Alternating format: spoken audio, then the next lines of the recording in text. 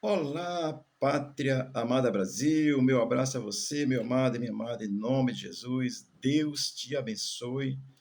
Hoje, 18 de dezembro de 2025, quinta-feira. Deus tem uma palavra para você. Veja até o final. Tenha um pouquinho de paciência, só são 10 minutos, 12. Amém? Estou me lembrando aqui, hoje, 18 de dezembro, é aniversário de um grande mestre da palavra de Deus, Alexandre Carneiro. Se estiver ouvindo aí, parabéns. Deus te abençoe, meu mestre. Vamos aqui ao livro de Hebreus, capítulo 12, versículo 2, diz assim a palavra de Deus. Olhando firmemente para o autor e consumador da fé, Jesus, o qual, em troca da alegria que lhe estava proposta, suportou a cruz, não fazendo caso da ignomínia, e está assentado à destra do trono de Deus. Amém. Hebreus, capítulo 12, ele vai assim nos apontar que nós devemos imitar a Cristo, e nunca desistir das provações, que foi isso que Cristo fez, nos dando exemplo de humildade, de fé, não desistiu diante da provação, tá certo? Vamos aqui aprender um pouco com Hebreus 12, 2, que começa assim, olhando firmemente. Primeira coisa, para quem você tem olhado? Eu estou falando em matéria de fé, amém? Olhar para as coisas naturais, estudar e tal, show, sem problema. Querer trabalhar, construir bens materiais sem problema. Eu estou falando em matéria de fé. Para quem você tem olhado? Porque essa expressão define que o crente genuíno, ele sabe para quem está olhando. Ele diz, olhando firmemente. Esse olhar é firme, ou seja, com convicção, com plena convicção. Cristo é Deus. Não se deixando levar por filosofias vãs, por histórias da carochinha, né? Mas com essa firmeza, olhando firmemente. Para quem? Aí o texto vai dizer, para o autor e consumador da nossa fé, Jesus Cristo. Ora, o crente tem convicção disso, a nossa fé é firme, olhando para Cristo firmemente, com essa convicção, entendendo que a fé que nós temos, ela procede de Deus. Jesus Cristo, que é Deus, o Salvador. Amém? Então, isso é a condição da fé bíblica, a fé em Deus, a fé cristã, a fé em Jesus Cristo. Olhando firmemente. O meu olhar não vai se confundir com qualquer coisa em matéria de fé. É Cristo. Show! Então, é isso que o autor está nos ensinando, autor de Hebreus capítulo 12, versículo 2. Bom, Cristo é o autor e consumador da fé. Efésios 2, 8 e 11, tem um texto bem interessante que diz, porque pela graça sois salvos por meio da fé. E isto não vem de vós, é dom de Deus. Não vem das obras para que ninguém se glorie. Não é pelo que você faz, é pelo que você crê. E essa fé salvífica, ela vem de Deus, é um dom de Deus que nos dá a condição de crer. É a fé salvífica, é dom. Porque tem a fé como dom sobrenatural, e a salvífica também é sobrenatural, mas a outra é para curar e tal. É essa fé que é dom de Deus, que precisamos olhar para Cristo e crer nele, saber que ele é Deus. Amém. E aí o versículo vai continuar dizendo assim, versículo 2 de Hebreus 12, o qual, em troca da alegria que lhe estava proposta. Como nós já sabemos da história, Cristo naquele momento, sendo Deus e onisciente, sabia de tudo que ia acontecer, aliás, sabe do que vai acontecer. Sabe do que vai acontecer com você hoje? Você está pensando em fazer alguma bobagem? Olha, Cristo está olhando para você, coloque sua fé nele, não vai fazer besteira não. Está pensando em se matar? Em nome de Jesus, não faça isso não. Olhe para Jesus. Ele vai te socorrer.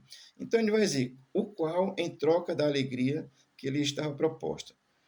O Cristo homem, na condição de homem, apesar de saber que o Calvário era difícil demais, mas ele não estava preocupado muito com isso, porque ele sabia o que estava reservado depois disso.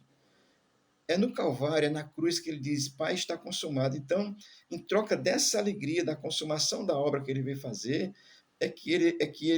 ele não desanimou, vamos dizer assim, porque lá no Gólgota ele suou sangue, pediu até que, se possível, passe de mim esse cálice, mas disse, todavia, seja feita a tua vontade. Isso é interessante, a vontade de Deus na vida da gente é algo sublime. eterno. Amém? Então, o Cristo homem, apesar de saber que a dificuldade do Calvário era grande, mas ele estava reservando para a humanidade esse sofrimento, estava reservando um momento de alegria para todos nós. Cristo morreu por toda a humanidade, salvo os que creem. Essa é a verdade bíblica, tá certo? Nem todo mundo, de acordo com a Bíblia, diz, estou no céu, não.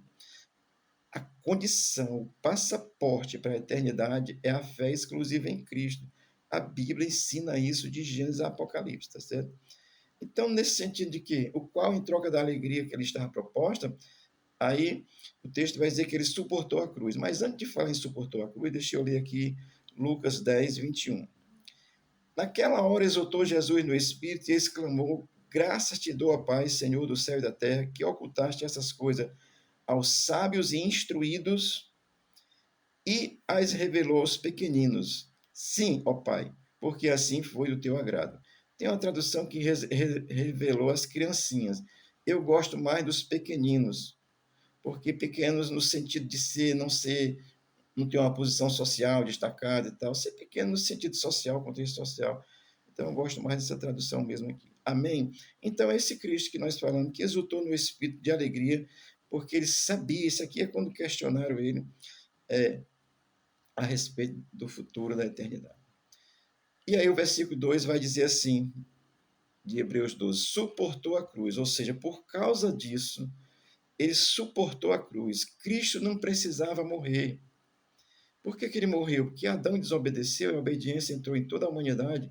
A humanidade está separada de Deus. Quem não crê em Cristo continua separado de Deus. Se você mistura Cristo com alguma coisa, você está confuso. Você tem que olhar para Jesus. Ipsiliter. Isso é um termo do direito, tá certo? Suportou a cruz, não tinha que morrer, mas fez isso por amor a mim e a você. Olha, estou dizendo que Cristo não precisaria morrer. Vou ler aqui João 19, 11, quando Pilatos está lá, dizendo, crucificar, tem que tomar a decisão. E Jesus respondeu para Pilatos a seguinte coisa, nenhuma autoridade, eu vou dizer assim, Pilatos, teria sobre ti, sobre mim, se de cima, se do alto não te fora dado. Por isso, aquele que me entregou a ti, maior pecado tem, ou seja, o judeu. Entendeu? Então, Jesus, olha, Pilatos, tu não vai me crucificar, né, por essa tua autoridade. Eu vou ser crucificado. O texto não vai dar um esclarecimento melhor, mas é isso. Ninguém tem autoridade sobre Jesus. Jesus faz o que ele quer, na hora que quer, quando quer, como quer e do jeito que quer. E por que acontece tanta coisa ruim? Isso é uma permissão de Deus. E você ainda não se volta para Deus. Está te dando oportunidade, tá certo? O versículo 2 de Hebreus 12 vai continuar dizendo assim, não fazendo caso da ignomínia. Ora, ignomínia é uma vergonha de um julgamento público, criminoso, que Jesus passaria. Que tal atualizar isso para os dias de hoje, né?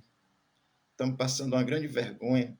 Conselho, o Supremo Tribunal botando aí o Conselho, o Senado Federal, a Câmara, de joelho.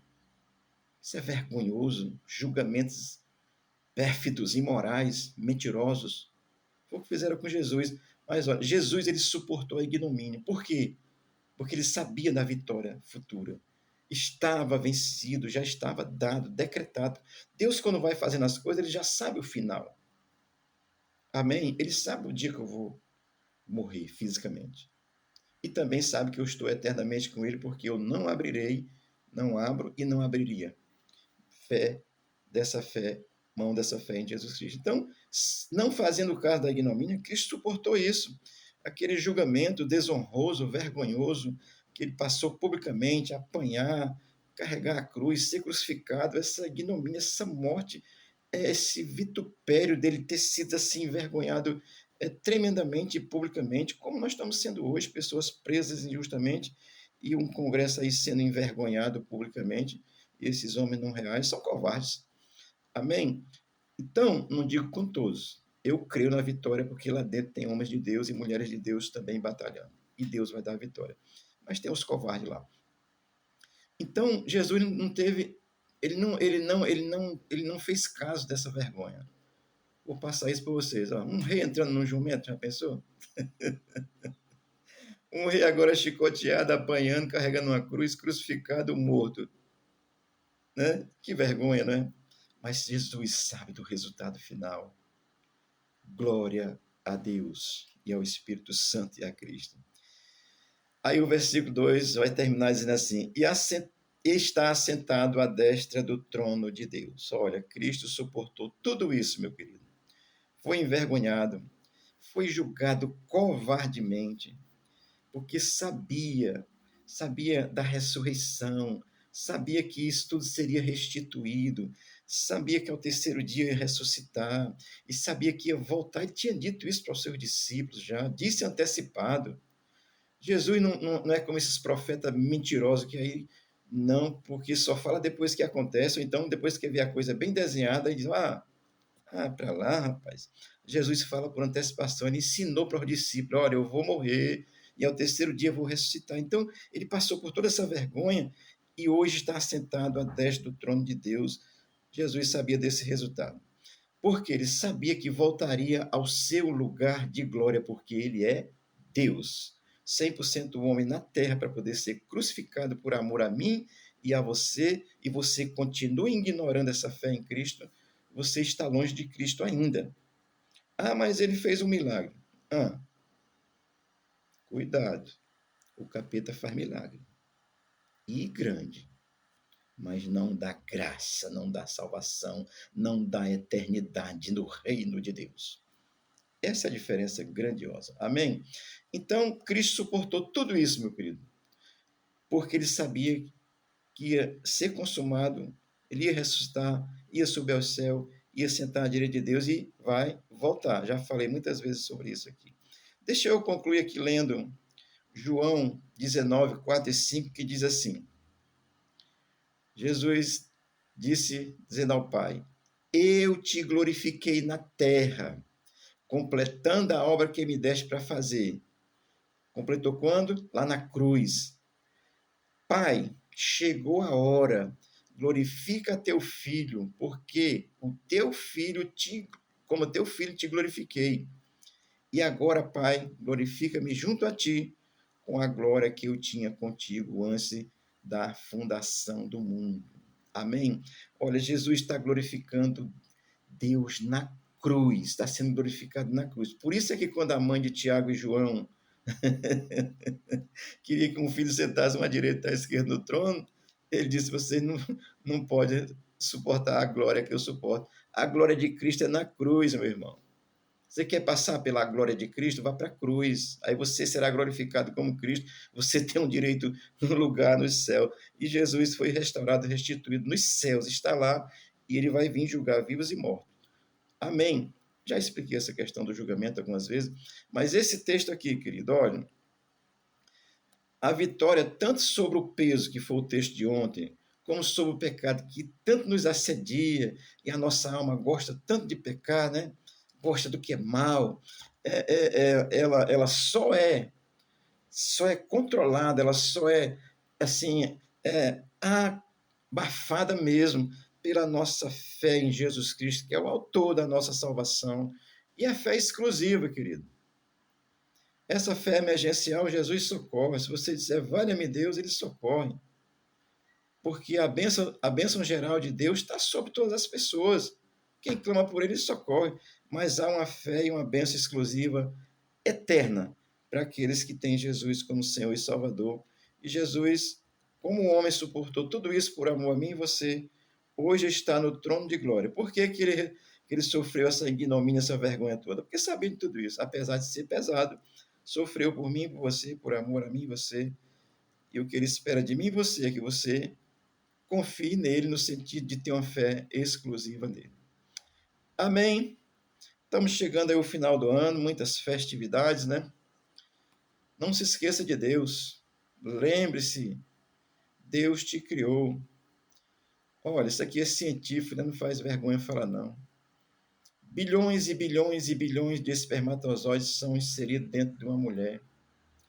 Um só atinge o óvulo e esse foi você. Valorize a sua vida, se volte para Deus enquanto é tempo.